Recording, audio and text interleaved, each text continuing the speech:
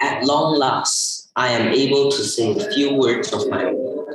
I have never wanted to withhold anything, but until now it has been constitutionally possible for me to speak.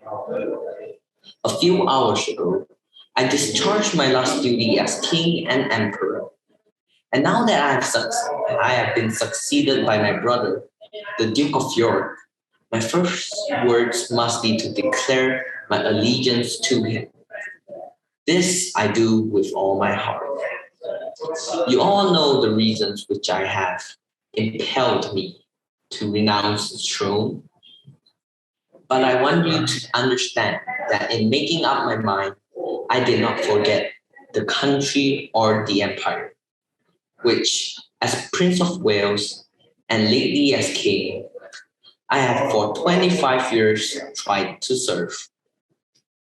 But you must believe me when I tell you that I have found it impossible to carry the heavy burden of responsibilities and to discharge my duties as king as I would wish to do without the help and support of the woman I love.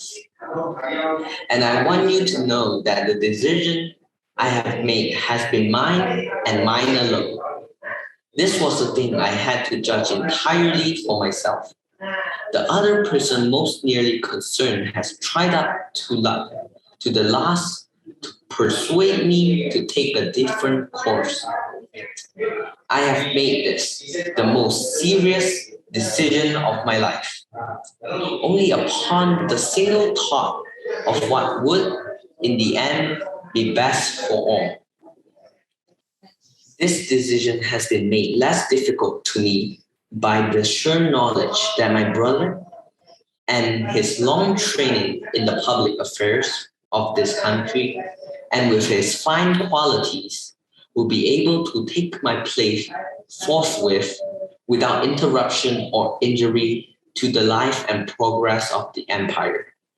And he has one matchless blessing enjoyed by so many of you and not bestowed on me, a happy home with his wife and children. During these hard days, I have been comforted by Her Majesty, my mother, and by my family. The ministers of the crown, and in particular, Mr. Baldwin, the Prime Minister, has always treated me with full consideration. There has never been any constitutional difference between me and them. And between me and Parliament, bred in the constitutional tradition by my father, I should never have allowed any such issue to arise. Ever since I was Prince of Wales, and later on when I occupied the throne, I have been treated with the greatest kindness by all classes of people wherever I have lived or journeyed throughout the empire. For that, I am very grateful. I now quit altogether public affairs and I lay down my burden.